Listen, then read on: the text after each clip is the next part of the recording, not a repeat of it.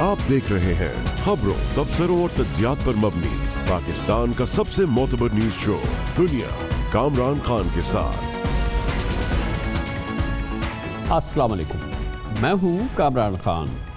मुल्क में ज़राअत के हवाले से उम्दा खबरें सामने आ रही हैं। लगता यह है कि इस साल इंशाअल्लाह ज़रूरी अजनास की पैदावार में ज़बरदस्त इजाफा होगा और अल्लाह का करम रहा तो पाकिस्तान फिर खुराक में खुद कफील होने के नज़दीक होगा। इस साल गंदम, गन्ना, चावल, मकई, दालों की रिकॉर्ड पैदावार की खबरें हैं। उम्मीद की जा रही है कि इसी साल पाकिस्तान में गंदम की पैदावार रिकॉर्ड 2 करोड़ 87 लाख टन पहुँच जाएगी, जो पिछले साल के मुकाबले में 13% ज़्यादा होगी। वज़ीर-ए-आज़म इमरान खान का कहना है कि हुकूमत की सारी तवज्जो ज़राअत के शोबे पर है।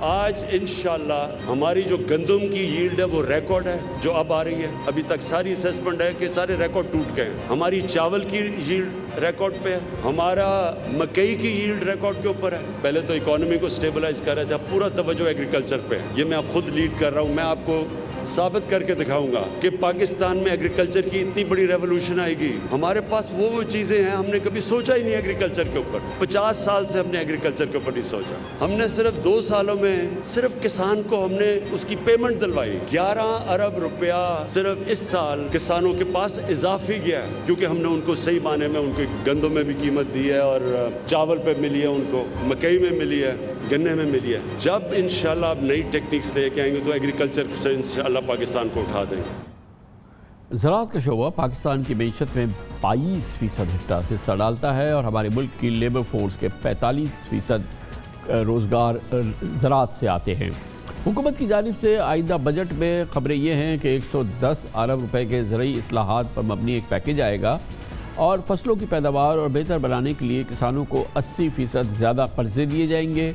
ज़रूरी कर्ज़ों के हदफ को 1500 अरब से बढ़ाकर 2700 अरब तक ले जाने की भी खबरें हैं। गंदम की फ़ी एकड़ औसत पैदावार को 31 मन से 40 मन तक पहुँचाने का टारगेट सेट किया गया है और 40 अरब की लागत से मवेशियों की अफजाइश को बेहतर बना के दूध पैदावार में 3 गुना इजाफा बनाने का भी टारगेट रखा जा रहा है। मगर मसला ये है कि ये फसलें और ये ज़राअत के मामलात अपनी जगह और इसमें हौसला अफजा खबरें अच्छी जगह, मगर कपास की फसलों की मिसाली पैदावार अगर नहीं की जाएगी, उसमें जो उसकी पैदावार होती थी वो बहाल नहीं होगी, वो पाकिस्तान के लिए बहुत बड़ा नुकसान होगा। क्योंकि इस साल कपास की पैदावार में 34% कमी आई और ये 5.6 मिलियन बेल तक महदूद हो गई, जो पिछले 30 साल की कम तरीन सतह थी। और यही पाकिस्तान है जो अब से चंद साल पहले तक 13 मिलियन बेल तक कपास पैदा कर रहा था। लेकिन वज़ीर-ए-आज़म इमरान खान जैसे कि वो ख़ुद कह रहे थे कि उनका फ़ोकस, उनकी तरजीह ज़राअत अब है। इसके लिए उन्होंने एक नई टीम भी मैदान में उतारी है, अपने लिए मामून ख़ुसूसी का इंतखाब किया है इस शोबे के माहिर जनाब जमशेद इकबाल चीमा को, जो कि इस वक्त हमारे साथ मौजूद हैं। बहुत बहुत शुक्रिया चीमा साहब। ये उम्दा ख़बरें हैं जो कि यकीनन जो काबिश हुई होगी शुरू में, उसके हवाले से ये पॉजिटिव ख़बरें आई हैं।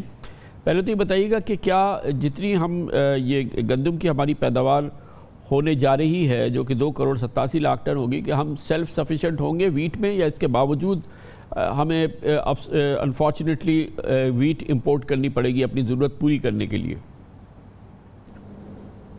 कामरान साहब, हमारी यील्ड अपना ज़रूरत है वो 26.5 से लेकर 27 मिलियन टन है।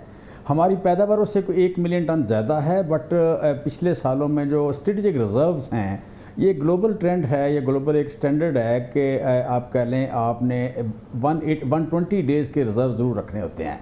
120 डेज से जब भी वर्ल्ड में रिज़र्व कम होते हैं तो वर्ल्ड में 30% प्राइस बढ़ जाती है। उससे 10% कम रिज़र्व हो जाए 120 डेज से तो 30% प्राइस बढ़ जाती है। लिहाजा ये बड़ा एक आप कह लें कि जिसे कहते हैं सेंसिटिव फिगर है 120 डेज़ की। लिहाजा हम जो बड़ी जितनी कमोडिटीज़ हैं, वो वीट हो या चीनी हो या बाकी आप कह लें ये जो सेंसिटिव जितनी कमोडिटीज़ हैं, उनकी 120 डेज़ की का लेवल रिज़र्व का लेके जाएंगे। हम इस साल 28 मिलियन टन से ज़्यादा गंदम पैदा होने के बावजूद हम 3 से 4 मिलियन टन गंदम इंपोर्ट करेंगे और 2 साल में हमने स्ट्रेटेजिक रिजर्व जो हैं उनको 6 मिलियन टन से ऊपर लेके जाना है। लिहाजा आप कह लें कि सेल्फ सफिशिएंट तो हम हैं डेफिनेटली, और आगे फर्दर हम इसकी पैदावार बढ़ाएंगे। हम 2 काम कर रहे हैं, एक ये कि गंदम हमारी अक्टूबर में लगे, लेट अक्टूबर से शुरू और नवंबर के पहले 10 दिन में लग जाए, उससे हम पैदावार को, जो मशरकी पंजाब की पैदावार कहा जाता है कि ज़्यादा है, वो बेसिक यही बात है कि वहाँ पे अर्ली लगाते हैं। हम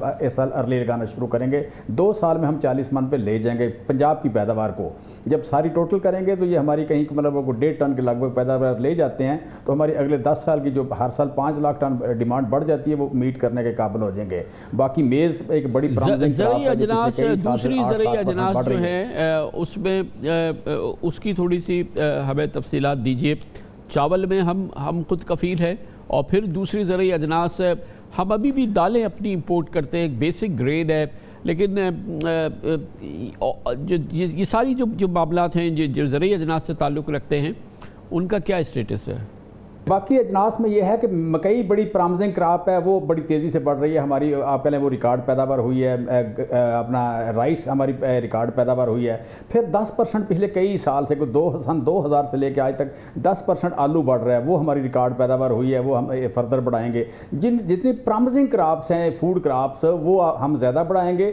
और दालों की जो बात आपने की है, दालों में इस साल दालों भी पिछले साल से ज़्यादा पैदा हुई है। हमारे पास एक दाल जो है ज़्यादा इफ़ेक्टिव और मतलब दरमियान में अच्छी एडजस्ट होती है, आपके खरीफ और रबी के दरमियान में मूंग को हम इस साल फार्मर से, आपके तवज्जो से मैं पहुंचाना चाहता हूं, हम फार्मर जितने भी उगाएंगे टीसीपी और फूड डिपार्टमेंट के थ्रू, टीसीपी के थ्रू हम खरीदेंगे। लिहाजा हम चाहते हैं कि दालें इस साल फार्मर ज़्यादा पैदा करे, हम उनसे ख़रीद के हम यूटिलिटी स्टोर्स पे अपने आवाम को दाल सस्ती देंगे। हम दालों में भी सेल्फ सफिशिएंसी की तरफ जाएंगे। और एडिबल ऑयल का जो हमारा बहुत बड़ा एक इम्पोर्ट बिल बना है, एडिबल ऑयल में 2 जगह, एक तो कैनोला, हम ऑलिव की बहुत बड़ी ड्राइव 1 करोड़ प्लांट की लगा रहे हैं। और दूसरा ये कि मस्टर्ड और जब कपास की पैदावार हम इस साल 10.5 मिलियन बेल लेंगे, 10.5 मिलियन बेल अगर कपास की ले जाते हैं तो वहाँ से हमें ऑलिव में आप पहले वहाँ पे भी ऑयल में भी इम्प्रूवमेंट आएगी। फिर कैनोला की फसल हम बड़ी करने जा रहे हैं। फिर लास्ट ये है कि हम बड़ी ड्राइव करने जा रहे हैं ऐसा अब अगले 2 साल में, आप पहले पाम ट्रीज की, अगर इस मुल्क में हम 1.7 मिलियन टन अगर पाम ट्रीज लगा लें तो हमें ऑयल में हम खुद कफील हो जाते हैं। और ये कराची से लेके विंदर तक, खुशदार तक, ये बड़ा सूटेबल एरिया है। मगर ये मल्टी ईयर्स प्रोजेक्ट है ना चीमा साहब, ये मल्टी ईयर्स प्रोजेक्ट है ना कि, और ये एडिबल ऑयल में हम खुद कफील हो जाएं, इसके लिए क्या करें? ये सालों से हम भी सुन रहे हैं, लेकिन अब जिस इनिशिएटिव की बात कर रहे हैं आप, ये कई सालों पे मुहित होगा। जी डेफिनेटली, पाम उसमें लॉन्ग टर्म है, बाकी शॉर्ट टर्म है जी सारे। मतलब काटन की बात करें या मस्टर्ड की बात करें, कैनोला की बात करें, ये सारे शॉर्ट टर्म है।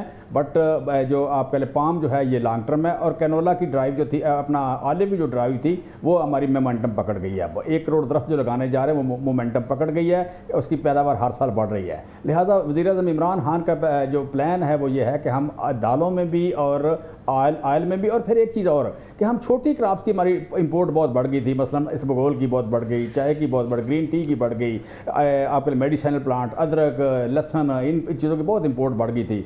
हम इन चीज़ों में जा रहे हैं कि आप पहले इंपोर्ट रिप्लेस करें और उसके बाद एक्सपोर्ट में जाएं। इसे मेडिसिनल प्लांट भी कहते हैं और सुपर फूड कहते हैं।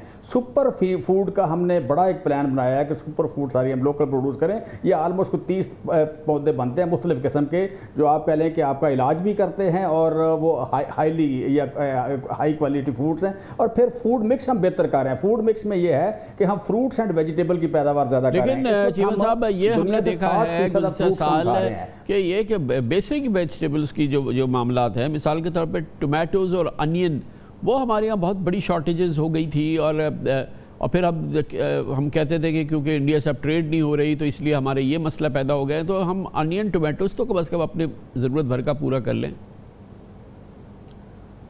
सर, इसका तरीक़ाकार हमने लिया है कि एक तो ये कि यहाँ से लेके आप कह लें बदीन से लेके तो ऊपर गलगित तक हम टमाटर की हाइड्रोपोनिक्स और ओपी और आपका छोटा जो लोअर टनल है वहाँ से लेके ये एक तो ये कोशिश कर रहे हैं कि हर साल पूरा साल हो गए। और दूसरी इसमें इंपॉर्टेंट बात है कि हम बेसिक लेवल की जो फूड प्रोसेसिंग है कि जहाँ टमाटर उगता है जब सस्ता होता है उसकी प्यूरी बन जाए। 60-70 लाख की मशीनरी हम ये नौजवान, आप कह लें कामयाब नौजवानों को हर अड्डे पे मशीनरी के लिए कर्जे देंगे, ताकि जब भी जो लोकल वेजिटेबल हैं उनको डिहाइड्रेट करके उनको वहाँ पे उसका टेम्परेचर लो करके تو ان کو آپ کہہ لیں کہ وہ بیسک جو پروسیسنگ ہے وہ کر لیں تاکہ سارا سال اس کو سستا رکھ سکیں. تو یہ بڑا ہی کمپریہنسو پلان ہے. اور جو آپ کہہ لیں کہ جس میں جس طرح بات کی آپ نے گائے کی, اس میں 40 بلین روپے کا جو پروجیکٹ ہے وہ یہ ہے کہ ان کی نسل کو امپروو کرنا. یہ تھوڑا سا مطلب آپ کہہ 3-3.5 سال کے بعد اس کا زیادہ امپیکٹ آئے گا, لیکن آج ہی فارمر کو پتہ چل جائے گا کہ اس کی ویلیو ایڈیشن کتنی زیادہ ہوئی, کیونکہ دودھ جو ہے سب سے بگ ٹکٹ آئٹم ہے پاکستان کا. ایک عام آدمی کوئی 18,000 روپے کا سالانہ دودھ پیتا ہے اور 6,000 کا آٹا کھاتا ہے. ہم سارا سال آٹے کی بات کرتے رہتے ہیں, 18,000 کا جو مہنگا دودھ اس کو ملتا ہے یا صحیح کوالٹی نہیں ملتی اس کی بات نہیں کرتے. وزیر اعظم کا ویژن یہ ہے کہ ہم فوڈ مکس کو اوورآل بہتر کریں, کہ ہم تقریباً 60% آپ کہہ لیں فروٹس کم کھا رہے ہیں اور 70% ہم ویجیٹیبل کم کھا رہے ہیں. اب مجھے آپ یہ بتائیے گا کہ وہ کراپ جو ان ساری کراپ کی سرتاج کراپ ہے, جو کہ ہماری کیش کراپ سمجھی جاتی ہے, جو کہ ہماری economy G D P growth پر اس کا میجر کنٹریبیوشن ہے, یعنی کہ کاٹن جو ہماری آدھی سے کم رہ گئی ہے پچھلے چند سالوں کے دوران, اور یہ بہت ہی ڈیزاسٹرس ہم دیکھ رہے ہیں پچھلے 2 سالوں سے اس کی آؤٹ پٹ جو ہے. آئندہ سال کیا ہونے والا ہے؟ یہ ہے کہ آپ کہہ لیں اس سال تھوڑا پانی ہے, لیکن تھوڑے پانی کے باوجود اس وقت تک 18% کاٹن زیادہ لگی ہے. پنجاب کے جتنا آپ کے روایتی کاٹن کا ایریا تھا اس میں ریوائول ہوئی ہے کاٹن کے. 18% کاٹن اس وقت تک پنجاب میں زیادہ لگی ہے, اسپیشلی کور ایریا میں. سندھ میں بھی اچھی لگی ہے. ہم نے پانی کی ڈسٹریبیوشن بہتر کی ہے. اس سال حیدرآباد کی تقریباً جتنی ٹارگٹ تھا وہ ان کا آلموسٹ 8.5 لاکھ کا قریب پورا ہو گیا, 95% ہو گیا. سکھر میں اور یہاں پہ دادو اور خیر پور یہ ساری پوری ہو گئی. سو اس سال جو ہمارا ٹارگٹ ہے 10.5 بلین کا, 10.5 ملین بیل کا, وہ کمفرٹیبلی ہم پورا کر لیں گے. ہم پورے ٹیکسٹائل سیکٹر کو اور پوری اکانومی کو جو ریلیٹڈ ہے اس سے ٹیکسٹائل سے, ان کو خوشخبری دینا چاہتے ہیں کہ اس سال آپ میک شور اس سال کانفیڈنٹ رہیں کہ ہم آپ کو 10.5 ملین بیل انشاءاللہ دیں گے. بڑی نوازش. جناب جمشید اقبال چیمہ, وزیر اعظم کے معاون خصوصی برائے فوڈ سیکیورٹی ہمارے ساتھ تھے. آخر میں بڑا امپورٹنٹ وعدہ کر گئے کہ 10.5 ملین کپاس کی بیلز پیدا ہوں گی اس سال. اگر ایسا ہوتا ہے تو بڑی عمدہ بات ہوگی. دیکھتے ہیں کہ ایسا ہوتا ہے کہ نہیں. کمرشل بریک اس کے بعد ذکر کریں گے. اب اسرائیلی ظلم, جبر اور بربریت جاری ہے غزہ میں, اور وہاں پہ رہنے والے اسرائیل میں رہنے والے فلسطینی مسلمانوں کے خلاف. اہم بات یہ ہے کہ پوری دنیا یقیناً احتجاج کرنا چاہتی ہے, مگر امریکہ اسرائیل کے سامنے سیسا پلائی ہوئی دیوار کی طرح سے اس کے مفادات کا اور اس کی اس ظلم کا تحفظ کر رہا ہے. امریکی عوام کر رہے ہوں, میڈیا نہ کر رہا ہو, اب امریکی عوام نہ کر رہے ہوں, کانگریس نہ کر رہی ہو, مگر امریکی حکومت بہرحال ایسا کر رہی ہے. اس کی بات کرتے ہیں اور اس کی وجہ جاننے کی کوشش کرتے ہیں چھوٹے سے وقفے کے بعد. دور حالیہ دنوں میں جاری ظلم کی تاریخ مسلسل رقم کر رہا ہے. اس میں مزید اضافہ ہوا ہے. پچھلے 10 دنوں میں 64 بچے, 38 خواتین سمیت 227 مزید فلسطینیوں کی شہادت ہوئی ہے, اور یہ فلسطینی پوری دنیا سے انصاف مانگ رہے ہیں. غزہ کے المیے پر آج بالآخر اقوام متحدہ کی جنرل اسمبلی کا اجلاس ہوا. مسلم امہ ڈرے سہمے انداز میں اسرائیلی بربریت کے خلاف آوازیں اٹھا رہی ہے. یورپی ممالک میں تاریخی مظاہرے ہو رہے ہیں, اور امریکہ میں بھی عوام اور بہت سارے اراکین کانگریس فلسطینیوں کی نسل کشی پر سراپا احتجاج ہیں. امریکی میڈیا میں بھی اسرائیلی جارحیت کا پردہ چاک کیا جا رہا ہے, لیکن امریکی حکومت اور بائیڈن انتظامیہ, یہ بہت ہی امپورٹنٹ بات ہے, اسرائیل کے اس وحشیانہ حملے پر خاموش ہے. بلکہ صدر بائیڈن اور ان کے وزیر خارجہ اینتھونی بلنکن بار بار اسرائیلی بربریت کو اس کے دفاع کا نام دے رہے ہیں, اور امریکہ دنیا کے ان بہت ہی چند مٹھی بھر ملکوں میں ہے جو ایسا کر رہے ہیں. حد تو یہ ہے کہ پچھلے ہفتے صدر بائیڈن نے غزہ میں جنگ بندی کے لیے سلامتی کونسل کا اجلاس بلانے کی قرارداد ویٹو کر دی, جس پر چین کی وزارت خارجہ نے واشنگٹن کے کردار کو مایوس کن قرار دیا اور بیان جاری کیا کہ امریکہ نے سلامتی کونسل کو مفلوج کر دیا ہے. آج امریکی حکومت کے لیے ایک بڑی مشکل صورتحال پیدا ہوئی جب حکمراں جماعت ڈیموکریٹس پارٹی کے یہودی کانگریس مین برنی سینڈرز اور جان اوسف نے اسرائیلی حملوں کو نفرت آمیز قرار دیا اور بائیڈن انتظامیہ کی پالیسی کی شدید مذمت کی. برنی سینڈرز کا کہنا تھا, I want everybody to think for a moment what it means to be living in a very small territory with dozens and dozens of planes attacking and bombing. What does it mean in particular to the children of Gaza? What about the loss of 227 Palestinian lives, including 64 children and 38 women? Damaged 17 hospitals and clinics in Gaza. Dozens of schools have been damaged or closed, forcing some 600,000 students to miss classes. We must recognize that Palestinian rights matter. Palestinian lives matter. آج اقوام متحدہ کی general assembly کے اجلاس میں UN secretary general نے عالمی قوتوں کو غزہ میں جنگ بندی کے لیے مؤثر کردار ادا کرنے پر زور دیا اور کہا کہ غزہ میں انسانی حقوق تو کیا جنگی اصولوں تک کی خلاف ورزی ہو رہی ہے. یہ کہنا تھا اقوام متحدہ کے سیکرٹری جنرل کا. The past 10 days have witnessed a dangerous and horrific surge in deadly violence in the occupied Palestinian territory, particularly Gaza, and in Israel. I am deeply shocked by the continued air and artillery bombardment by the Israeli Defense Forces in Gaza. As of 19 May, this had claimed the lives of at least 208 Palestinians, including 60 children, and injured thousands more. My heart goes out today to the victims and their loved ones. The fighting must stop immediately. I appeal to all parties to cease hostilities now. And I reiterate my call on all sides for an immediate ceasefire. If there is a hell on earth, it is the lives of children in Gaza today. Even wars have rules. First and foremost, civilians must be protected. Indiscriminate attacks and attacks against civilians and civilian property are violations of the laws of war. جیسا کہ میں نے پہلے بھی بتایا کہ Biden انتظامیہ امریکی حکومت چاہے خاموش رہے اسرائیل کے ساتھ کھڑی ہو، مگر امریکہ میں رائے عامہ اور امریکن میڈیا مسلسل اس جارحیت اور بربریت سے پردہ اٹھا رہی ہے. آج امریکہ کے سب سے مؤثر اخبار نیو یارک ٹائمز میں پولیٹزر ایوارڈ یافتہ امریکی صحافی و مصنف نکولس کرسٹوف نے بائیڈن انتظامیہ کی پالیسی کا بڑا بے رحمانہ انالیسس کیا. انہوں نے لکھا کہ اسرائیلی وزیر اعظم نتن یاہو امریکی آشیرواد کی آڑ میں 2 ریاستی منصوبے کو تہس نہس کر رہا ہے. مضمون کہتا ہے کہ امریکی عوام اور خصوصاً نوجوان آبادی اسرائیل کو جمہوری ملک کے بجائے ایک جابر قوت کے طور پہ دیکھتے ہیں، کیونکہ اسرائیل منظم طریقے سے فلسطینیوں پر ظلم ڈھا رہا ہے اور ان کے وسائل پر قبضہ کر رہا ہے. اسی مضمون میں انہوں نے سوال اٹھایا کہ اسرائیل جیسے امیر ملک کے لیے امریکہ کی جانب سے سالانہ 3 ارب 80 کروڑ ڈالر کی جنگی امداد کا کیا فائدہ، جبکہ اس رقم سے کئی غریب ملکوں میں کرونا ویکسین فراہم کی جا سکتی ہے. اب امریکی کانگریس سے میڈیا کے ساتھ امریکی عوام بھی مظلوم فلسطینیوں کے لیے آواز بلند کر رہے ہیں اور مطالبہ کر رہے ہیں کہ امریکہ کو اسرائیل کی فنڈنگ بند کرنی ہوگی. امریکی عوام کا کہنا ہے کہ بائیڈن انتظامیہ فلسطینی خاندانوں کی بہیمانہ قتل کے لیے اسرائیل کی مدد کر رہی ہے. These are war crimes that are being committed.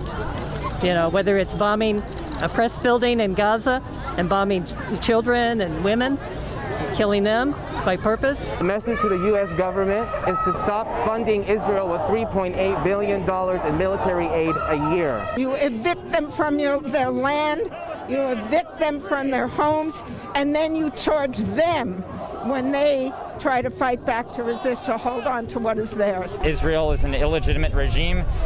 Cut all funding in terms of military, economic support for it. In Gaza, where they're being bombed, as of last night and continuing into today, they have nowhere to take shelter. It's basically a complete prison. The U.S. should no longer fund Israel. They are funding the murder and massacre of Palestinian families. At the end of the day, this isn't an Arab issue.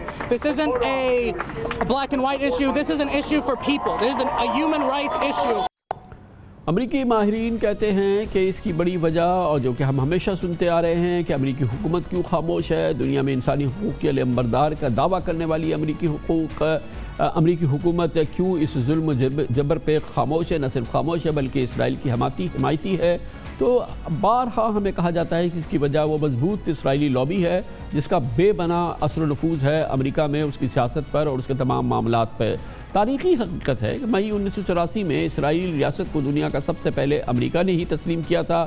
امریکہ میں republic party کی حکومت ہو یا democrats ہو، امریکی انتظامیہ کا جھکاؤ ہمیشہ اسرائیل کی جانب ہی رہتا ہے. ڈیموکریٹس امریکی صدر ہیری ٹرومن نے 73 سال پہلے اسرائیل پر دست شفقت رکھا تھا.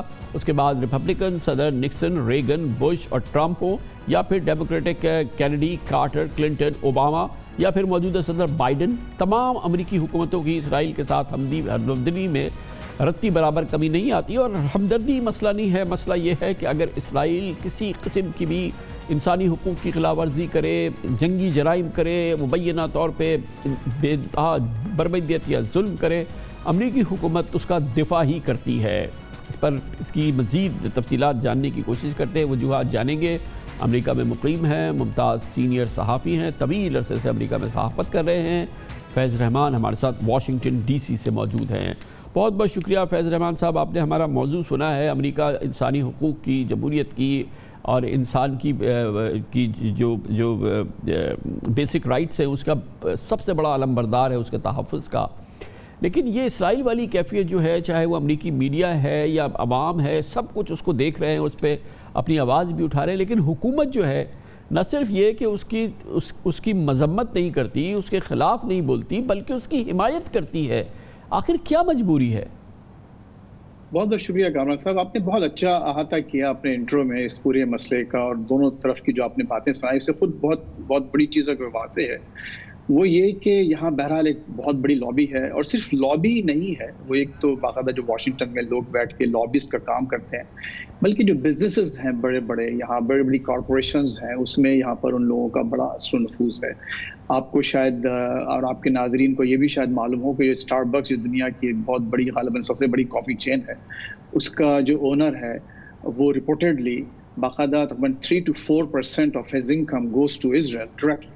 تو یہ ایک میں چھوٹی سی مثال آپ کو پیش کر رہا ہوں. لیکن دیکھیے اس معاملے میں جو آپ نے بھی فرمایا کہ ایسا کیوں ہے کہ ایک پبلک اوپینین شفٹ ہو رہا ہے، کچھ میڈیا بھی آپ کا ساتھ دے رہا ہے، نئی نئی چیزیں وہ آپ کو دکھا رہے ہیں، لیکن اس کے باوجود امریکی حکومت ایک واضح اسٹیپ لینے میں، خصوصاً فلسطینیوں کی حمایت میں، یا کم از کم ان پر جو مظالم ہو رہے ہیں ان کی مذمت میں میں یہ جاننا چاہ رہا ہوں کہ آخر حاصل کیا ہوتا ہے امریکی حکومت کا؟ ایک تو حکومت کا امیج، پھر نئی انتظامیہ ہے، بائیڈن انتظامیہ، ان کے بارے میں اس کا جو تاثر ہے وہ ظاہر ہے کہ ٹرمپ انتظامیہ سے مختلف ہے.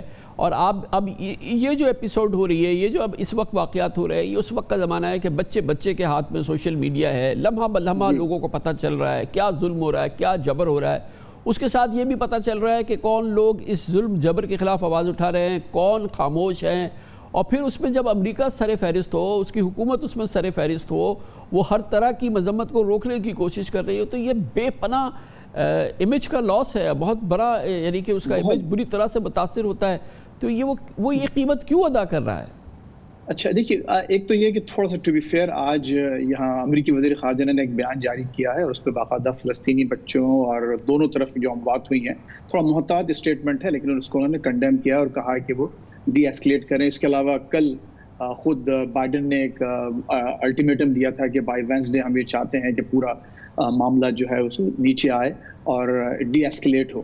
اچھا، اس کی بہت بڑی وجہ جو ہے وہ ہے یہاں پر الیکشن کنٹریبیوشنز، جو لوگ پیسے دیتے ہیں الیکشنز میں، وہ ایک بہت بڑا فیکٹر ہے کہ جو پولیٹیشنز کوئی واضح فیصلہ نہیں کر پاتے. اچھا، اس سے ہٹ کر بائیڈن کا اپنا ایک مزاج ہے، اپنا ایک مائنڈ سیٹ ہے. اگر آپ کے ناظرین کو شاید یاد ہو کہ انہوں نے واضح طور پر یہ کہا تھا کہ اگر میں خود انہوں نے اپنے بارے میں کہا کہ میں ایک زائنسٹ ہوں، نمبر 1، اور نمبر 2 یہ کہا تھا کہ اسرائیل ہماری ضرورت ہے، اگر اسرائیل نہیں ہوتا تو ہم اس کو انوینٹ کرتے. تو یہ ان کا ایک بیک گراؤنڈ ہے، اور اس سے وہ بائیڈن صاحب ایک اتنے عرصے سینیٹر رہے ہیں، اس سوچ کے ساتھ آگے بڑھیں. اب صدر ہیں تو ظاہر ہے کہ تھوڑا پیچھے ہٹنے میں ان کو وقت لگے گا. لیکن اچھی بات یہ ہے کہ اس وقت امریکی پبلک اوپینین شفٹ ہو رہا ہے. انقلاب نہیں آ رہا، it will not happen over night, لیکن آپ یہ دیکھیے کہ اس وقت صرف 1/3 امریکنز ہیں جو ٹوٹلی اسرائیل کو سپورٹ کرتے ہیں. اس کے مقابلے میں اس وقت تقریباً 15% امریکنز ایسے ہیں جو فلسطینیوں کو سپورٹ کرتے ہیں. لیکن جو بیچ کے تقریباً 26-28% لوگ ہیں وہ ابھی دونوں کو سپورٹ کرتے ہیں. اور یہی وہ لوگ ہیں جن پر کام کی ضرورت ہے اور جن پر کام ہو رہا ہے. اور جو ایک جیسے کہ برنی سینڈرز، ایک بہت important senator, former presidential candidate, انہوں نے بالکل کھل کے بات کی ہے. تو یہ تمام وہ بیانات ہیں جو اس 26% کا جو ایک وہ ہے آپ کا بلاک، اس پر اثر انداز ہوگا. اب کانسرٹس ہو رہے ہیں، لوگ جو آپ کے راک اسٹارز ہیں وہ فلسطینیوں کی حمایت میں سامنے آ رہے ہیں. یورپ میں تو آپ بہت بڑی ایک چینج دیکھ رہے ہیں. ایک پہلی دفعہ ایسا ہے اس وقت کہ ایک باقاعدہ فلسطینی امریکن ایک ممبر آف کانگریس ہیں، انہوں نے بہت سخت تقریر کی ہے، اور انہوں نے ایک دوسری جو 2-4 لوگ ہیں ڈیموکریٹس مل کے باقاعدہ ایک اس کی جو پابندی اسرائیل پر جو پابندی ہے اس کو لگانے کے لیے باقاعدہ قرارداد پیش کی ہے. بہت شکریہ جناب فیض رحمان ہمارے ساتھ واشنگٹن ڈی سی سے موجود تھے. کمر سے بریک, اس دوران نیوز ہیڈ لائنز دیکھیں, جس کے بعد ہم اپنے پروگرام کے باقی حصے کے ساتھ واپس آئیں گے انشاءاللہ.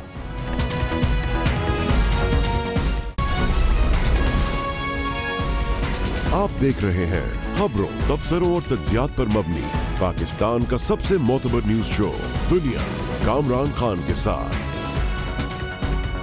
عید کی تعطیلات سے ذرا قبل ملک کی سیاست میں ایک تہلکہ سا مچا جب مسلم لیگ نون کے صدر اور اپوزیشن لیڈر میاں شہباز شریف کی لندن روانگی کا اچانک معاملہ سامنے آیا. یہ طوفان بڑھا اور پھر اس کے بعد خاموشی آ گئی.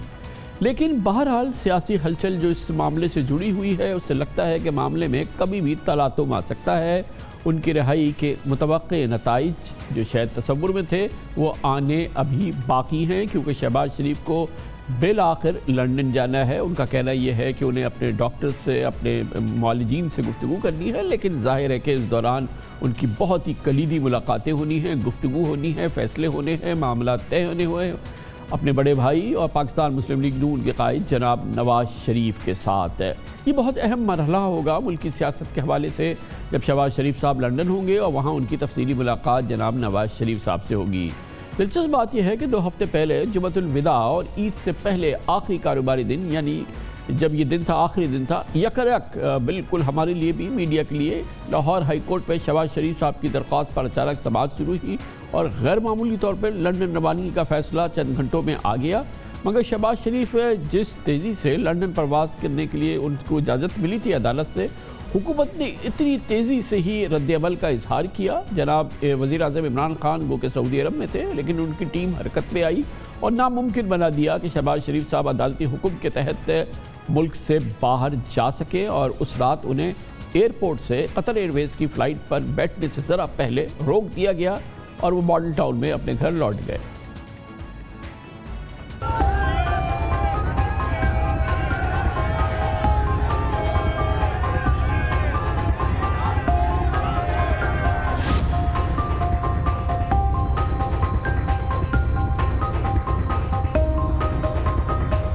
یہ آرڈر لگا رہی تھی جس میں ون ٹائم مجھے پرمیشن دی. یہ نہیں کہ یہ کوئی پہلی دفعہ پہلے بھی ایسے ہوتا ہے. بات جناب کی بات نہیں, گزارش نہیں, واجب کی بات ہے. آپ نے کورٹ آرڈر کی خلاف ورزی کی ہے. کس طریقے سے ایک ہی دن میں شہباز شریف صاحب کا کیس لگا, ایک ہی دن میں ان کا بیان ہوا اور اس کے بعد ان کو باہر جانے کی جو ہے وہ اجازت ملی. شہباز شریف صاحب کسی صورت ملک سے باہر نہ جا پائیں. اب وفاقی حکومت پوری طرح سے حرکت میں ہے اور عید کی تعطیلات کے فوراً بعد پہلا کام یہ کیا کہ جناب شہباز شریف کا نام ECL پہ ڈال دیا گیا, اور 3 دن پہلے وفاقی حکومت نے لاہور ہائی کورٹ کا فیصلہ سپریم کورٹ پاکستان میں بھی چیلنج کر دیا, جبکہ شہباز شریف نے لاہور ہائی کورٹ پہ توہین عدالت اور اپنی روانگی روکنے کے خلاف اپیل کی ہے. 26 مئی کو اس کی سماعت لاہور ہائی کورٹ کرے گی, اور اب سے تھوڑی دیر قبل سپریم کورٹ آف پاکستان کے جو روسٹر سامنے آیا ہے اس کے مطابق 25 مئی کو 2 رکنی bench Supreme Court of Pakistan کی حکومت کی اپیل کی سماعت کرے گی, جو کہ لاہور ہائی کورٹ کے فیصلے کے خلاف کی گئی ہے. اب اس قضیے میں کا حتمی فیصلہ سپریم کورٹ میں ہی ہوگا, جہاں پر یہ سماعت 26 مئی کو شروع ہوگی. منگل کو سپریم کورٹ اور بدھ کو یہ لاہور ہائی کورٹ پہ یہ سماعت ہے. کل لاہور ہائی کورٹ میں سماعت کے دوران جسٹس علی باقر نجوی نے شہباز شریف صاحب کی درخواست پر اہم سوالات اٹھائے. جسٹس نجوی نے شہباز شریف کے وکیل سے پوچھا کہ کیا آپ کے موکل کا نام ECL میں آنے اور لاہور ہائی کورٹ کا حکم سپریم کورٹ میں چیلنج ہونے پر یہ درخواست قابل سماعت ہے. جسٹس نجوی نے یہ بھی پوچھا کہ شہباز شریف کا نام جب ایگزٹ کنٹرول لسٹ میں آ چکا ہے تو عدالت کے عبوری حکم پر کیسے عمل درآمد کروایا جا سکتا ہے. یہ 2 سوالات جو لاہور ہائی کورٹ کا اس حوالے سے جو فیصلہ آئے گا یا جو بھی آرڈر آئے گا, یقیناً اس پہ یہ اثر انداز ہوں گے اور اس سے رخ سمجھ میں آ رہا ہے کہ کیا فیصلہ آ سکتا ہے. آج 4 سدہ گئے جناب شہباز شریف, جہاں بیگم نسیم ولی خان کے انتقال پر تعزیت کی اور اس کے بعد انہوں نے میڈیا سے گفتگو کی اور انہوں نے کہا کہ انہیں علاج کے لیے ملک سے جانا ہے. ان کی روانگی روک کے حکومت نے توہین عدالت کی ہے. انہوں نے کہا کہ اس سے پہلے عمران خان اور ان کی حکومت نے انہیں تکلیف پہنچانے میں کوئی کسر نہیں چھوڑی. توہین عدالت تو وہ تو اپنی جگہ ہے. اس کا مطلب یہ ہے کہ جس طرح مجھے جیل میں انہوں نے پہلی رات, ان کو پتا تھا کہ مجھے کمر کی تکلیف ہے, پہلی رات انہوں نے مجھے زمین پہ سلایا. ان کے جس کو عمران خان صاحب خود لاہور آئے اور ان کے جو کارندے ہیں خود لاہور آئے, جن کا میں نام بھی لینا اپنا یہاں پر مناسب نہیں سمجھتا, اور انہوں نے آ کے ڈائریکٹلی انسٹرکشن دی جیل اتھارٹیز کو. ایک کہ اس کو زمین پہ سلانا ہے تاکہ اس کی کمر کو اور تکلیف پہنچے. 2 اس کو عام قیدیوں کے ساتھ لے جاؤ اس کو. 3 اس کو کھانا جو اپنا جو جیل میں پکتا دو. پھر مجھے وہ دہشت گردی کی گاڑی میں لے کے جاتے تھے اس لیے کہ تاکہ میری کمر کو اور تکلیف پہنچے. 1.5 مہینہ 2 مہینہ مجھے اس میں APC میں لے کے جاتے رہے. اس کے بعد عدالت نے, ٹرائل کورٹ نے مجھے جب موقع دیا تو پھر مجھے وہ دوسری گاڑی میں لے گئے. تو میں نے علاج کے لیے اپنے چیک اپ کے لیے جانا تھا. میرا ٹائم ڈاکٹر سے ہو گیا ہوا تھا, میں کینسر سروائیو ہو گیا, اور ہر مرتبہ ہر جگہ ہر موقع کے اوپر چور ڈاکو. یہ 3 سال چور ڈاکو کرتے ہوئے ملک کہاں پہنچ گیا ہے. میں NRO دوں گا. او بھائی تمہیں کون کہتا ہے NRO دو؟ شہباز شریف صاحب کا جہاں تک تعلق ہے, نہ صرف یہ کہ ملک کی سیاست کی اس وقت وہ اہم ترین شخصیات میں سے ایک ہیں, قائد حزب اختلاف ہیں, نون لیگ کے صدر ہیں, اس کے علاوہ اہم بات یہ ہے کہ ملک کی سیاست میں ان کی موجودگی, ان کا لب و لہجہ, ان کی گفتگو ہمیشہ معتدل رہی ہے. اور اس ماحول میں جب کہ پچھلے 10 مہینے پاکستان مسلم لیگ نون کی سیاست انتہائی جارحانہ بیانیے کی گرد گھومتی رہی ہے, شہباز شریف صاحب کی گفتگو, ان کا جو انداز ہے یا جو ان کی حکمت, سیاسی حکمت ہم نے دیکھی ہے, وہ یقیناً ایک انتہائی معتدل رہی ہے. اور خاص طور پہ اداروں کے حوالے سے, اسٹیبلشمنٹ کے حوالے سے جناب شہباز شریف کا رویہ جارحانہ نہیں رہا ہے. یہ بھی دیکھنا ہوگا کہ اس موجودہ سیاسی ماحول میں, جس میں کہ یقیناً پاکستان مسلم لیگ نون پاکستان کی اس وقت سب سے بڑی سیاسی جماعتوں میں سے ایک ہے, پنجاب میں اس کی مقبولیت میں اضافہ ہو رہا ہے, کم نہیں ہو رہی ہے. یہ بات بالکل طے ہے, حالیہ انتخابی نتائج یہ بات بتا چکے ہیں. اور پورے ماحول میں جو سیاسی سپیس پاکستان مسلم لیگ نون کو مل رہی ہے, اور اس میں اگر اس کی جو مخاصمت ہے یا اس کے جو سخت رویے ہیں یا اس کے جو سخت بیانیے کے نیگیٹو اثرات ہیں, اگر وہ تحلیل کر سکتے ہیں تو جناب شہباز شریف یقیناً اس میں ایک بہت بڑا کردار ادا کر سکتے ہیں. بہرحال اپنا ان کا تجربہ نہ صرف یہ کہ سیاست میں بلکہ گورننس میں, وہ بھی ایک ان کے لیے ایک بڑا ایسٹ ہے, اور مسلم لیگ نون کے لیے بھی.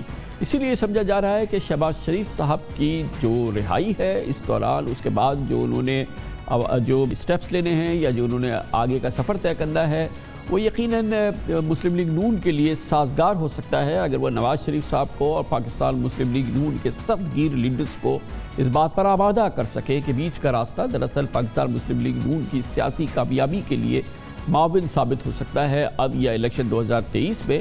تو یقیناً یہ ایک بہت اہم بات ہوگی, اور اسی لیے پاکستان مسلم لیگ نون میں وہ لوگ جو کہ اس موقف کے حامی ہیں اس کو بہت امپورٹنس دے رہے ہیں اور اس سے امیدیں لگا رہے ہیں. شہباز شریف صاحب کی پالیٹکس اور ان کی جو تھنکنگ ہے وہ یہ ہے کہ جی ہمیں کوئی نہ کوئی رستہ نکالنا چاہیے. رستہ نکالیں گے تو آگے پاکستان کا بھی فائدہ ہوگا اور پارٹی کا بھی فائدہ ہوگا. بہت سے لوگ ہیں جو ود ان دا پارٹی سمجھتے ہیں کہ جی اگر ہم ہر چیز ایکسیپٹ کرتے رہیں گے تو اس کے نتائج خراب ہوں گے, اور ہوئے بھی ہیں. ایک طرف تو یہ ہے کہ جی شہباز شریف جاتے, وہاں نواز شریف سے ملتے, سیاسی بات چیت ہوتی, اور ظاہر سی بات ہے سیاسی بات چیت ہوتی. اب سب سے بڑا جو مسئلہ ہے جو روکنے کا مقصد ہے وہ اور ڈسکریڈٹ کرنے کا مقصد ہے کہ عمران خان کو ہر روز یہ ڈر خوف لگ گیا ہے کہ شاید ان کے لیے جو 1 پیج تھیوری تھی وہ اس طرح سے نہیں رہی ہے. بہرحال ہم پھر کہیں گے کہ شہباز شریف ہر صورت میں لندن جانا چاہتے ہیں, جبکہ حکومت ان کو ہر صورت میں روکنا چاہتی ہے. عمران خان حکومت نے کہہ دیا ہے کہ وہ شہباز شریف کو باہر نہیں جانے دیں گی. دونوں فریقین اپنی سیاسی قوت اور اثر رسوخ آزما رہے ہیں, مگر یہ دلچسپ معاملہ بہرحال عدالتی حکم سے شروع ہوا تھا, اور اس قضیے کا حتمی ڈراپ سین بھی عدالت میں ہی ہوگا, خواہ وہ لاہور ہائی کورٹ میں ہو یا سپریم کورٹ میں ہو. لیکن اس بات میں کوئی دو رائے نہیں ہے کہ پاکستان کی مستقبل کی سیاست, مستقبل قریب اور مستقبل آگے والے مستقبل میں شہباز شریف صاحب کا نام کردار بہت اہم ہوگا, اور ان کا نظریہ, ان کا سوچ ہے یقیناً وہ اس کا ایک بہت اہم فیکٹر ہوگا مسلم لیگ نون کے آئندہ کے لاہے عمل پہ بھی. اور دیکھنا یہ ہے کہ کس حد تک جناب شہباز شریف جب اپنی مشاورت نواز شریف صاحب سے مکمل کر لیتے ہیں تو ان کی چھاپ نمایاں ہوتی ہے مسلم لیگ نون کی سوچ پر اور اس کے طرز عمل پر. ان تمام موضوعات پہ بات کرنے کے لیے پاکستان مسلم لیگ نون کے چوٹی کے رہنما سابق اسپیکر قومی اسمبلی جناب ایاز صادق ہمارے ساتھ موجود ہیں. بڑی نوازش ایاز صادق صاحب، یہ فرمائیے گا کہ شہباز شریف صاحب فی الحال تو نہیں جا پائے، لنڈن نہیں جا پائے، حکومت نے اپنی پوری قوت لگائی ہے کہ وہ نہ جا پائیں، لیکن بہرحال ایک تو یہ کہ وہ ان کو ڈاکٹر سے بھی ملنا تھا، اور ظاہر ہے کہ ان کی نواز شریف صاحب سے بھی بہت امپورٹنٹ مشاورت ہونی ہے، اور اس وقت جو ملک کی سیاست ہے اس میں پاکستان مسلم لیگ نون کا ایک بہت اہم کردار رہا ہے، لیکن پچھلے 8-9 مہینوں کے دوران یہ بڑا جارحانہ رویہ رہا تھا، اور اب شہباز شریف صاحب کی آمد سے یا ان کی رہائی سے یہ ایک نئی سمت کا تعین ہونے والا ہے، یا یہ کہ ایک معتدل سمت کا تعین ہونے والا ہے، کیا یہ اندازہ لگانا یا یہ تجزیہ کرنا درست ہے؟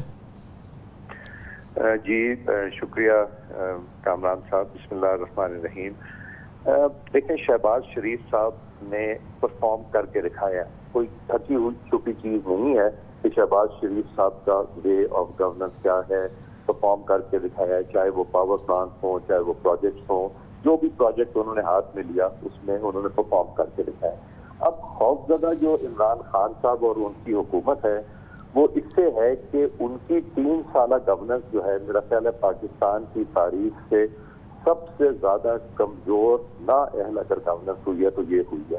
ان کا سارا ایمفسس جو ہے نہ وہ اکانومی پہ ہے، نہ اپنے لوگوں کی کرپشن روکنے پہ ہے، اور نہ گڈ گورننس پہ ہے۔ ان کا صرف ایک ہی ہے کہ جی یہ لوگ برے ہیں، ان لوگوں نے لوٹ لیا، یہ کر لیا، جبکہ ثابت ایک تو کچھ نہیں ہوا، اور دوسرا جو شہباز شریف صاحب کی بیل ہوئی ہے اس میں جو ججمنٹ ہے وہ بھی کسی سے تھکی چھپی نہیں، کہ انہوں نے کہا کہ اس میں منی لانڈرنگ کی کوئی ایسی چیز نہیں ہے، اور یہ سارا کچھ ہونے کے باوجود یہ جو روک رہے ہیں، بٹ اب ایکٹیویٹی کامران خان صاحب اب آہستہ آہستہ بڑھ رہی ہے۔ اب آپ اگر پوری صورتحال دیکھیں کہ یہ جو جہانگیر ترین صاحب کا جو گروپ بن رہا ہے، یہ میری اپنی اسیسمنٹ ہے کہ یہ اس لیے بھی بن رہا ہے کہ ایک تو جہانگیر ترین صاحب کا جو ایشو ہے وہ میرا خیال ہے ایک مائنر ایشو رہ گیا ہے، اب رہ گیا ہے کہ جن لوگوں نے سیاست کرنی ہے وہ یہ سوچتے ہیں کہ ان کے ساتھ اگر ہم رہے تو ہم خود بھی ڈوب جائیں گے۔ لیکن ایاز صادق صاحب، یہ بہرحال یہ ایک امپورٹنٹ سیاسی موضوع ہے، اور یہ سیاسی اس وقت سبجیکٹ بھی ہے، لیکن اس وقت میری دلچسپی جو ہے وہ یہ ہے کہ پاکستان مسلم لیگ نون کی آئندہ کی سیاست میں شہباز شریف صاحب کا کردار، اور ظاہر ہے کہ یہ کردار جو ہے یہ اب نمایاں ہو کے بھی سامنے آئے گا، اور کسی سے ڈھکی چھپی تو ہے نہیں، ان کی سوچ، ان کی جو فکر ہے، جو ان کا انداز ہے، تو وہ کسی سے ڈھکا چھپا تو نہیں ہے، تو اس کے ہم اثرات آگے دیکھیں گے، اور پھر اگر یہ ایک تلخی اور ایک بہت شدید تلخی کا جو ماحول رہا ہے پچھلے 8 مہینوں میں وہ زائل ہوتا ہے تو نون لیگ کو اس کا ظاہر ہے کہ سیاسی فائدہ تو ہوگا۔ کامران صاحب، اب شہباز شریف صاحب نے جو اپنی ایکٹیویٹی شروع کی ہے، انہوں نے اپنے پارٹی ورکرز کے ساتھ بھی ملنا شروع کیا ہے، پارٹی کے الیکٹڈ ریپرزنٹیٹیوز کے ساتھ بھی ہوا ہے، اور پیر والے دن 24 تاریخ کو 7 بجے انہوں نے ایک عشائیہ رکھا ہے اسلام آباد میں، اپوزیشن کے جو پارلیمنٹری لیڈرز ہیں اور وہ چند لوگوں کا، جس میں کہ یہی ملک کی صورتحال پہ ڈسکشن ہوگی۔ اس میں JUIF کے بھی لوگ ہیں، انشاءاللہ تشریف لائیں گے۔ میں نے خود انویٹیشن ایکسٹینڈ کی ہے بلاول صاحب، زرداری صاحب اور ان کی جماعت کو بھی، اور باقی بھی، تو ہم وہاں بھی یہ بیٹھ کے جو ڈسکشن ہوگی، اور یہ جو ہے ایاز صادق صاحب، یہ PDM کی میٹنگ نہیں ہے، یہ ایک جنرلی اپوزیشن پولیٹیشنز کی میٹنگ ہے، not necessarily PDM میٹنگ۔ جی نہیں، this is not PDM، this is parliament کی، جس میں نیشنل اسمبلی اور سینٹ کے جو اپوزیشن کے ممبران ہیں، جو ان کے ریپرزنٹیٹیو ہیں، سینئر لیڈرز، اور اس کے علاوہ پارلیمنٹری لیڈرز اور ایک 2 MNA اور سینیٹرز ہیں، تاکہ بیٹھ کے کوئی برین سٹارمنگ ہو، حالات حاضرہ پہ ڈسکشن ہو۔ کیونکہ یہ اہم ہے نا ایاز صادق صاحب کہ PDM نے جنم لیا شہباز شریف صاحب کی قید جس وقت ہو گئی مور اور لیس اسی وقت، اور جب شہباز شریف صاحب رہا ہو گئے تو PDM ٹوٹ گئی تھی بالکل، اس میں تو کوئی شک نہیں ہے کہ اس کی سب سے امپورٹنٹ پارٹی نکل گئی، ایک اور امپورٹنٹ پارٹی نکل گئی، تو PDM شروع اور ختم ہو گئی اس دوران جب کہ شہباز شریف صاحب قید میں تھے۔ تو اب جو ان کی ایفرٹ ہے وہ ایک جنرلی اپوزیشن پولیٹیشنز کے ساتھ وہ ایک راہ و رسم رکھنا چاہتے ہیں۔ جی انہوں نے ابھی تو صرف پارلیمنٹ کے حوالے سے رکھی ہے. یہ پی ڈی ایم کی تو میٹنگ ایکسپیکٹڈ ہے مگر وہ اگلے چند دنوں میں ہوگی. مگر یہ چونکہ صورتحال ہے, انٹرنیشنل صورتحال بھی ڈسکس کریں گے اور جو پاکستان میں پولیٹیکل سچویشن ہے اس پہ بھی ڈسکشن ہوگی. اور یہ پھر مل بیٹھ کے جب انشاءاللہ پیپلز پارٹی اور اے این پی وی جو کہ پی ڈی ایم میں کچھ تلخیاں اور ناراضگی ہو گئی تھی, انشاءاللہ جب وہ بھی تشریف اگر لے آئیں گے تو پھر یہ اچھی سے حاصل بحث بھی ہو جائے گی, ڈسکشن بھی ہو جائے گا اور یہ انشاءاللہ سلسلہ پھر جاری رہے گا اس کے بعد. اچھا یہ جو آپ کے ہاں ایک اور جنرلی بھی ہے ایک پرسیپشن ہے اور آپٹیمزم ہے, جیسے کہ ابھی محمد زبیر بھی کہہ رہے تھے کہ شہباز شریف صاحب اس معاملے میں بہت ہی کیونکہ معتدل بھی ہیں, وہ بیچ کا راستہ نکال لیں گے اور بیچ کا راستہ جو ہے وہ نون لیگ کے لیے بھی معاون ثابت ہوگا. تو یہ ایک جنرل پرسیپشن ہے, لیکن بہرحال نون لیگ میں بہت سخت گیر رویے کی بھی شخصیات موجود ہیں. تو یہ بیچ کے راستے کی جو کاوش ہے آپ کے خیال میں یہ ٹھوس ہے؟ جی انہوں نے شہباز شریف صاحب یہی سوچتے ہیں کہ ہم نے پالیٹکس تو art of being in contact اور رستہ بنانے کا ہے, اور رستہ بنانے کا جو بیسٹ پوزیشن ہوگی کہ رستہ کس طرح بنانا ہے. ایک تو اللہ تعالیٰ کی مہربانی سے اپوزیشن کی پارٹیز جو ہیں ان کی پوزیشن اور بہتر ہوتی جا رہی ہے, اس میں جس میں مین کردار پی ٹی آئی اور عمران خان صاحب کی حکومت کا ہے ان کی گورننس کے حوالے سے. اور باقی ہماری پارٹی بھی اور میرا خیال ہے دوسری جماعتیں بھی, جے یو آئی ایف بھی, پیپلز پارٹی بھی, یہ ان کی جو پولیٹیکل ایکٹیویٹی ہے اس کی وجہ سے وہ گین کر رہے ہیں ان حلقوں میں جہاں پہ ہمیں یہ 2018 میں جو کچھ بھی ہوا اس کے حوالے سے. تو پولیٹیکل ایک طرف سے الیکٹرل میں اسٹینڈ آنا, دوسری طرف سے پھر یہ خوفزدہ جو ہیں, یہ تو ایسے لگتا ہے کہ جس طرح کہ ہماری کسی سے کوئی انڈرسٹینڈنگ ہو گئی ہے, وہ تو اس طرح حکومت خوفزدہ ہے. حالانکہ میرا یہ خیال ہے کہ پالیٹکس میں تو کانٹیکٹ رکھنا ضروری تھا, اور یہ انفارچونیٹلی پارلیمنٹ میں بھی لیجسلیشن کے حوالے سے بھی پی ٹی آئی نے جو جس طرح کا رویہ رکھا ہے اس کی وجہ سے ریڈنڈنٹ کر دیا ہے پارلیمنٹ کو بھی. انفارچونیٹلی بہت انفارچونیٹ ہے, جبکہ بہت آسانی سے لیکن ایاز صادق صاحب یہ تمام مسئلوں کا حل بہرحال پارلیمنٹ میں ڈھونڈنا ہوگا. قانون سازی بہرحال پارلیمنٹ میں ہونی ہے, چاہے وہ انتخابی اصلاحات ہوں, چاہے وہ نیب اصلاحات ہوں, چاہے کوئی بھی معاملہ ہو, پارلیمنٹ ہے اور اس میں آپ لوگ سب موجود ہیں. تو پھر بہرحال پارلیمنٹ کو تو ریوائیو کرنا ہوگا, جس کو کہ بڑا ایک ایمبیولنٹ رویہ رہا ہے نون لیگ کا, کیونکہ ہر وقت یہ کہا گیا کہ اب فوراً استعفے دے دیں گے اور استعفے دے دینے چاہیے. پھر الیکشن بھی لڑا, پھر ایک ایک سیٹ کو پروٹیکٹ بھی کیا, پارلیمنٹ کے ممبرز بھی ہیں. یہ جو ایک ابہام ہے, شدید ابہام ہے, یہ میری توقع یہ ہے کہ شہباز شریف صاحب کی سرپرستی میں یہ کم از کم زائل ہوگا. جی اب تو آئی تھنک اس پہ اور سوچ ہوگی, مگر چونکہ ہم نے یہ فیصلہ کیا تھا کہ جب ریزگنیشن ہوں گی تو جب ہم اپوزیشن کی ساری جماعتیں جب دیں گی تو تبھی ہم اس کو مسلم لیگ نون بھی دے گی. مگر آپ یہ دیکھیں کہ پارلیمنٹ میں ہم چاہتے ہیں لیجسلیشن ہو, ہم چاہتے ہیں بہتری آئے, ہم چاہتے ہیں پارٹیسپیشن ہو, مگر پارلیمنٹ کا ایک رن کرنے کا ایک طریقہ ہوتا ہے, اور طریقہ یہ ہوتا ہے کہ اگر ایڈجرنمنٹ موشن یا 259 کے تحت بحث کرنے کے لیے اپوزیشن نے موو کیا ہے تو پھر اپوزیشن اس میں 2 گھنٹے کی تقاریر کر کے اور منسٹر وائنڈ اپ کرتا ہے. یہاں ہوتا کیا ہے کہ اپوزیشن سے ایک ممبر بولا, اس کے بعد وہ مائک چلا جاتا ہے گورنمنٹ کے پریزیڈنٹ اور وہ گالم گلوچ شروع ہو جاتی ہے اور وہ پھر لڑائی جھگڑا شروع ہوتا ہے. یہاں تک کہ لیڈر آف دا اپوزیشن کو کبھی یہ نہیں ہوا, کہ مجھے بھی پتا ہے 2002 سے ساتھ امیر حسین صاحب سے فہمیدہ مرزا صاحب اپنی میں بھی تھا, کہ لیڈر آف دا اپوزیشن اور لیڈر آف دا ہاؤس جب اٹھتے ہیں تو جو کاروائی ہوتی ہے روک کے ان کو مائک دے دیا جاتا ہے. یہاں unfortunately leader of the opposition کو مائک ایک نہیں کئی دفعہ ڈینائی کیا گیا ہے. یہ کبھی ہوتا نہیں, اور اس لیے وہ ماحول ایسا بن جاتا ہے جس میں کہ یہ کام نہ. اب آپ یہ دیکھیں کہ 5 دن ورکنگ ہوتے ہیں, ہمارا پیر والے دن سیشن ہوتا ہے, منگل بدھ چھٹی ہوتی ہے, جمعرات جمعہ سیشن ہوتا ہے, جمعہ ویسے ہی ہاف ڈے ہوتا ہے, ہفتہ اتوار چھٹی ہوتی، جبکہ باقی اگر آپ دیکھیں پچھلی 3 جو پارلیمنٹ تھیں اس میں بڑا ریئر ہوتا تھا کہ بیچ میں 2 دن کی بریک کی جائے، اور 5 دن یوٹیلائز کیے جاتے تھے، لیجسلیشن ہوتی تھی، وہ نہیں ہوتی تھی، ڈسکشن ہوتی تھی مہنگائی کے اوپر، تو بے شمار ایشوز کے اوپر ہوتی تھی. لیکن یہ تو سارٹ آؤٹ کیا جا سکتا ہے نا، آپ اور پی ٹی آئی یا اسپیکر کے فورم پہ یہ چیزیں تو سارٹ آؤٹ کی جا سکتی، بڑی جائز اور بہت ہی اسٹرانگ آپ کی یہ شکایات بھی ہیں، آبزرویشنز بھی ہیں، مگر یہ تو this can be worked out.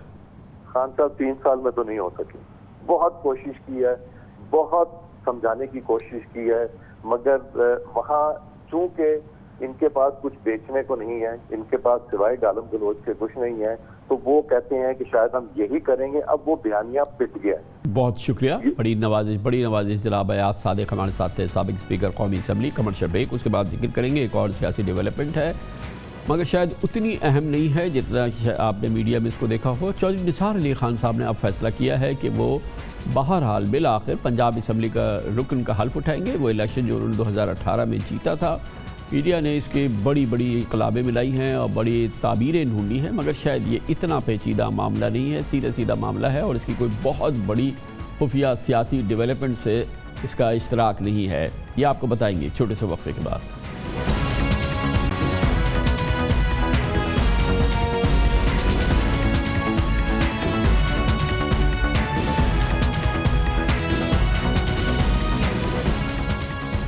Chaudhry نثار علی خان کا نام پاکستان کی سیاست کی اہم ترین شخصیات میں رہا ہے. مسلم لیگ نون کی حکومت ہو تو وہ ایک اہم ستون ہوتے ہیں اس حکومت کے، لیکن پچھلے کئی سالوں سے وہ گوشہ نشینی میں چلے گئے ہیں. لیکن اب ایک نئی ڈیولپمنٹ ہوئی ہے، گو کہ میڈیا نے اس کی بڑی تعبیریں نکالی ہیں، سیاسی انقلابیں ملائی ہیں، مگر شاید یہ کوئی اتنی امپورٹنٹ ڈیولپمنٹ نہیں ہے. لیکن خبروں کے مطابق تقریباً اب 3 سال کے بعد کے وقفے کے بعد جناب چودھری نثار علی خان نے فیصلہ کیا ہے کہ وہ پیر کو ممکنہ طور پہ بالآخر وہ پنجاب اسمبلی کی رکنیت کا حلف اٹھا لیں گے. چودھری نثار علی خان نے پیناما کیس فیصلے کے بعد پارٹی پالیسی سے اختلافات کے بعد وزارت سے استعفیٰ دے دیا تھا اور مسلم لیگ نون سے علیحدگی اختیار کر لی تھی. جولائی 2018 کے الیکشن میں انہوں نے آزاد حیثیت سے الیکشن لڑا تھا. چودھری نثار نے اپنے مویسی حلقے سے قومی اسمبلی اور پنجاب اسمبلی کی 2 نشستوں پر الیکشن لڑا تھا، لیکن وہ صرف پنجاب اسمبلی میں راولپنڈی کے حلقے PP 10 سے کامیاب ہوئے تھے، جس کے بعد چودھری نثار نے پنجاب اسمبلی میں نہ تو حلف اٹھایا اور نہ ہی وہ اسپیکر اور وزیر اعلیٰ پنجاب کے انتخاب میں شامل ہوئے تھے. چودھری نثار 1985 سے 2013 تک مسلسل 8 بار رکن قومی اسمبلی منتخب ہوئے، مگر 2018 کے الیکشن میں وہ قومی اسمبلی کے دونوں حلقوں سے ہار گئے تھے. انہوں نے دعویٰ کیا تھا کہ پنجاب اسمبلی کے حلف اٹھانے کا مطلب یہ ہے کہ وہ قومی اسمبلی کی نشستوں پر اپنی شکست کو تسلیم کر لے. کس کو ایم پی اے بننا اچھا نہیں لگتا؟ 19-20 کا ہی فرق ہوتا ہے ایم پی اے میں. اگر میں اس کا حلف لے لوں، میں صوبائی اسمبلی 36,000 سے جیتا ہوں، تو اس کا مطلب ہے قومی اسمبلی میں جو کچھ ہوا میں اسے اس پہ مور ضبط کر دوں کہ وہ صحیح ہوا. مجھے آپ صرف یہ بتائیں کہ مقامی بندہ میرے مخالف کرے، میں 36,000 سے جیت رہا ہوں، باہر سے ایک بندہ ہے اس حلقے کی بات کر رہا ہوں، وہ مجھ سے قومی اسمبلی صوبائی میں یونین کاؤنسل میں 5,000 سے جیت رہا ہوں، قومی میں 2,000 سے ہار رہا ہوں. یہ کبھی سنا ہے آپ نے؟ میں صوبائی اسمبلی تو کبھی ووٹ ہی نہیں مانگتا. سو اس لیے لبے لباب یہ کہ صوبائی اسمبلی کا حلف لے لوں تو میں قومی اسمبلی پہ اس کا مطلب ہے کہ میں نے قبول کر لیا. لیکن اب کیونکہ جناب چودھری نثار علی خان صاحب کے حوالے سے خبر آئی ہے کہ وہ حلف اٹھانے والے ہیں، کیونکہ اس وقت ایک سیاسی ہلچل کا سا ماحول ہے، ویسے تو ہمیشہ رہتا ہے لیکن اس وقت بھی ہے.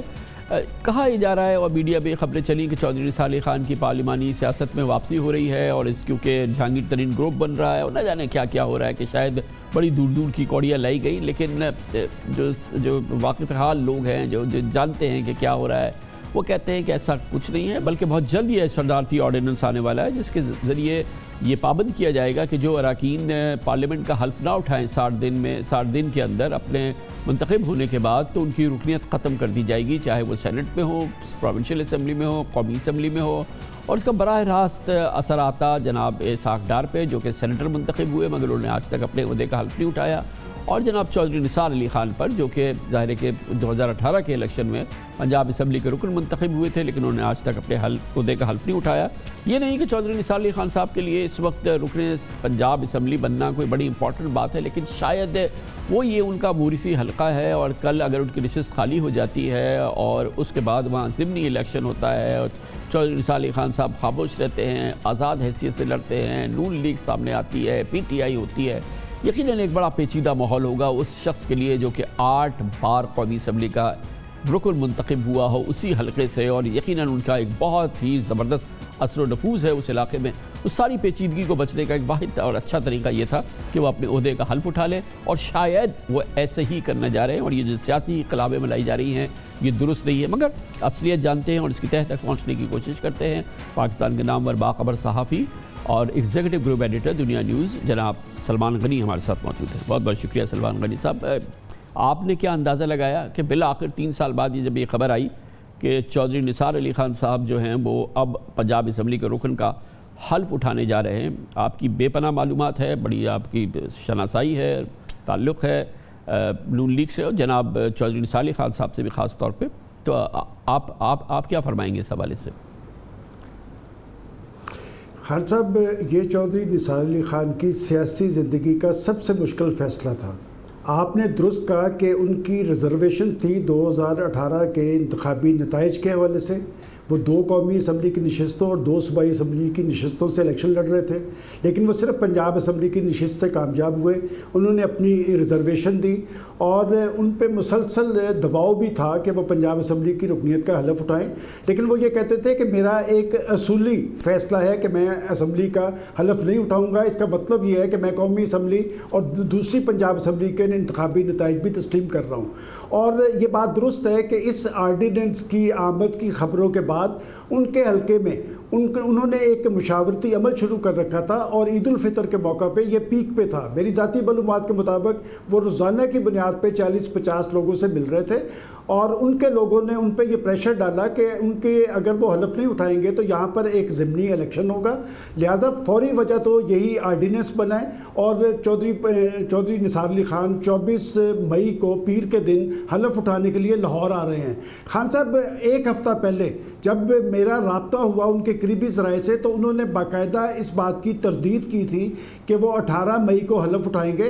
اس کا مطلب یہ فیصلہ انہوں نے اس کے بعد کیا ہے اور پریشر پہ کیے اپنے حلقے کے لوگوں کی وجہ سے۔ اور یہ بات بھی درست ہے کہ وہ پنجاب اسمبلی کا حلف اٹھانے کے بعد شاید پنجاب اسمبلی کی کارروائی میں کوئی ایسا رول نہ ادا کر سکے، لیکن پنجاب کی سیاست میں ان کا ایک انٹرسٹ رہا ہے۔ اگر آپ ان کی سیاسی تاریخ اٹھا کے دیکھیں تو جب وہ قومی اسمبلی کا الیکشن لڑتے تھے تو وہ ساتھ پنجاب اسمبلی کا الیکشن بھی لڑتے رہے۔ اس کا مطلب ان کا پنجاب کی سیاست میں ایک انٹرسٹ تھا۔ پنجاب اسمبلی میں تو مجھے ان کا کوئی خاص اچھا قداور شخصیت ہے، انتہائی قداور شخصیت ہے، لیکن اس وقت تو وہ عملاً سیاسی تنہائی میں ہیں اور اپنی مرضی سے ہیں، اور نون لیگ سے انہوں نے قطع تعلق باقاعدہ کر لیا۔ 2018 کے الیکشن میں آزاد حیثیت سے لڑا۔ نواز شریف صاحب سے ظاہر ہے کہ وہ جو ان کی فیملی ایشوز میں تھے اس میں تو یقیناً وہ شریک ہوئے، لیکن ابھی ان کا سیاست میں کوئی کسی قسم کا کوئی متحرک کردار ہے نہیں، اور یقیناً وہ بہت لمبا پانی گزر گیا اس دریا کے نیچے سے جو وہ اور مسلم لیگ نون میں وہ شیئر کرتے تھے ان کے ساتھ۔ خان صاحب، یہ پاکستان کی سیاست کا ایک ڈیفرنٹ کردار ہے۔ جب انتخابی رزلٹس آئے مجھے یاد پڑتا ہے کہ میں نے انہیں فون پہ مبارکباد دی پنجاب اسمبلی کی نشست پہ منتخب ہونے کی، اور میں نے ان سے کہا تھا کہ بعض اوقات اللہ تعالیٰ کچھ دے کے آزماتا ہے اور بعض اوقات لے کے آزماتا ہے۔ میں آپ کو پوری ذمہ داری سے یہ بات بتا رہا ہوں کہ جی پنجاب اسمبلی سے نشست جیتنے کے بعد انہیں باقاعدہ پنجاب میں ایک اعلیٰ عہدے کی آفر کی گئی تھی اور ان پہ پریشر ڈالا گیا تھا، لیکن انہوں نے یہ کہتے ہوئے وہ ریفیوز کر دیا تھا کہ میں یہ نہیں چاہتا کہ جب میں پنجاب اسمبلی میں کسی منصب کا حلف لینے کے بعد باہر نکلوں تو لوگ لوٹا لوٹا کے نعرے لگائیں۔ لہٰذا انہوں نے یہ بات آپ کی درست ہے کہ وہ سیاسی تنہائی میں چلے گئے تھے۔ یہ سیاسی تنہائی بھی ان کی اصولی سیاست کا مظہر ہے۔ ان پہ حکمران پارٹی تحریک انصاف میں بھی شمولیت کے لیے خاصا دباؤ تھا، لیکن انہوں نے تنہائی اپنا لی، لیکن کسی اور پارٹی میں جانا گوارا نہیں کیا۔ خان صاحب، چودھری نثار علی خان کی اگر سیاسی تاریخ کو دیکھا جائے تو نون لیگ کی تاریخ اور چودھری نثار علی خان کی سیاسی تاریخ ایک ہے۔ 8 मरतबा वो रुकने कौमी असम्बली मुंतखब हुए, और इसमें भी कोई दो आरा नहीं कि शरीफ की आदत ने हमेशा चौधरी निसार अली ख़ान को उनके शायान शान मुकाम दिया, लेकिन बाद अज़ां पनामा केस के बाद उनका इख्तलाफ हुआ, और इख्तलाफात के बाद आज तक उन्हें किसी और पार्टी की तरफ नहीं देखा। मेरा ख्याल में सियासत के डिफरेंट खिलाड़ी हैं। एक ये फरमाइएगा कि हमेशा से शहबाज शरीफ साहब के साथ तो उनकी बड़ी करीबी दोस्ती रही है, बहुत ही क़ुर्बत रही है, बहुत ही करीबी ताल्लुक़ रहा है, लेकिन क्या आप हमें बता सकते हैं कि इस वक्त ताज़ा तरीन सूरत हाल क्या है नवाज़ शरीफ साहब के हवाले से, नवाज़ शरीफ साहब के ख़ानदान के हवाले से, शहबाज शरीफ साहब के हवाले से, लेकिन मरियम बीबी के हवाले से कभी वो कंफर्टेबल नहीं रहे, उनके सियासी किरदार के हवाले से उसका बारहा वो इजहार भी करते रहे हैं। खान साहब, आप बिल्कुल दुरुस्त कह रहे हैं कि पार्टी के अंदर एक लॉबी जो मरियम नवाज़ साहिबा और कुछ लोग और थे, उनकी रिजर्वेशन थी चौधरी निसार अली ख़ान के हवाले से, लेकिन पार्टी के अंदर शहबाज शरीफ साहब हमेशा चौधरी निसार के साथ अपना वज़न डालते रहे। उन्होंने 2018 के इलेक्शन में भरपूर कोशिश की कि चौधरी निसार अली ख़ान ने जब आज़ाद हैसियत में इलेक्शन लड़ने का ऐलान किया तो ख़ुद मुझे शहबाज शरीफ साहब ने ये बात बताई, जो मैंने अपने दुनिया चैनल पे ये बीपर भी दिया था, कि वो चौधरी निसार अली ख़ान के मुकाबले पे नून लीग का उम्मीदवार नहीं खड़ा करेंगे, लेकिन बेवजूद उसके 2 रोज़ के बाद नून लीग ने वहाँ पर अपना उम्मीदवार भी मैदान में उतारा। इस वक्त भी शहबाज शरीफ साहब और पार्टी के बाज़ ज़िम्मेदारान से चौधरी निसार अली ख़ान के राब्ते मौजूद हैं, और मुझे भी ये इत्तला रात पाकिस्तान मुस्लिम लीग नून के एक ज़िम्मेदार ज़राए ने दी थी, जिन्हें चौधरी निसार अली ख़ान ने ये बताया था कि मैं 24 मई को हलफ उठाने के लिए लाहौर आ रहा हूँ। नवाज़ शरीफ साहब से अमलन क़ता ताल्लुक़ है चौधरी निसार अली ख़ान साहब का? देखिए खान साहब, ये बात आपकी दुरुस्त है कि मियां नवाज़ शरीफ की रिजर्वेशन थी चौधरी निसार अली ख़ान के हवाले से। अलबत्ता शहबाज शरीफ साहब हमेशा चौधरी निसार अली ख़ान का केस पेश करते नज़र आते रहे हैं और नज़र आ रहे हैं, और ये बात दुरुस्त है कि उनके चौधरी मियां नवाज़ शरीफ के साथ राब्ते इस वक्त बरकते हैं, और मुस्तकबिल करीब में भी मुझे कोई ऐसा इम्कान नज़र नहीं आता कि चौधरी निसार अली ख़ान के हवाले से नवाज़ शरीफ अपनी राय पे नज़रसानी करेंगे। बजा, बहुत बहुत शुक्रिया, बड़ी नवाजिश। जनाब सलमान गनी हमारे साथ मौजूद थे। खबर से ब्रेक, उसके बाद गैर सियासी मौजू और हौसला अफजा खबर और बहुत ही मुतासर कुन खबर, और वो अंदरून सिंध से पाकिस्तान पीपल्स पार्टी का मनसूबा ख़वातीन की पेशा वराना तरबियत, उनको खुद कफील बनाने का बेहतरीन मनसूबा है, उसकी हमने खोज लगाया है, उसकी आपको बहुत उम्दा तफसीलात देंगे छोटे से वक्त के बाद। Welcome back. सियासत से दूर कुछ और बात करते हैं, और बहुत ही उम्दा ये पेशरफ्त है, और ये हुई है सिंध में, जहाँ पर देही ख़वातीन को मकामी सतह पर समाजी तंजीमों के ज़रिए मुनज़्ज़म किया जा रहा है, और समाजी और माशी तौर पे उन्हें खुद कफील बनाने की कोशिश की जा रही है। ये काम सिंध हुकूमत का पीपल्स पावर्टी रिडक्शन प्रोग्राम कर रहा है, जो 4 साल से भरपूर और मुनज़्ज़म अंदाज में काम कर रहा है। ये समाजी तंजीम सिंध रूरल सपोर्ट ऑर्गेनाइजेशन के ज़रिए 80,000 मकामी समाजी तंजीमों का एक जाल बिछा चुकी है। 15,000 देहात के तकरीबन 10 लाख ख़वातीन इन समाजी तंजीमों का हिस्सा बनकर वोकेशनल ट्रेनिंग या पेशा वाराना तरबियत हासिल कर रही हैं। हज़ारों ख़वातीन दस्तकारी, ज़रई फार्मिंग, फ़िश और कैटल फार्मिंग की माहिर बन चुकी हैं, और इसमें बहुत ही एक्सेलेंस हासिल कर रही हैं। बहुत ही ज़बरदस्त बात है जो सिंध के इन गाँवों में हो रही है, देहात में हो रही है। इन ख़वातीन के अलग अलग ग्रुप बन गए हैं, और उनकी दिलचस्पी के शोबों में उन्हें ज़रूरी फ़नी कारोबारी तरबियत के बाद बिला सूद कर्ज़े भी दिए गए हैं, और इनको प्रॉपर एक बिज़नेस एनवायरनमेंट प्रोवाइड करने की कोशिश की जा रही है। इस मनसूबे के तहत देही ख़वातीन मुख्तलिफ़ नौइयत के 125 से ज़ायद मुनाफा बख्श छोटे कारोबार चला रही है। इस वक्त तक इस छोटे छोटे कारोबार ये 150 है जो कि बन चुके हैं। ये बाहिम्मत देही ख़वातीन खुद इंसारी और वुमेन एम्पावरमेंट की रोशन मिसाल है, बल्कि पूरे पाकिस्तान के लिए। पसमानदा इलाक़ों की ये ख़वातीन कारोबारी दुनिया में कैसे आई और क्या इन्होंने किस तरह से ये तरबियत हासिल की, ये बहुत ही दिलचस्प मामला है जो हम आपको दिखाते हैं अपने नुमाइंदे खुसूसी इख्तियार खोकर की इस रिपोर्ट में, जो उन्होंने अंदरून सिंध के मुख्तलिफ इलाक़ों में तरतीब की।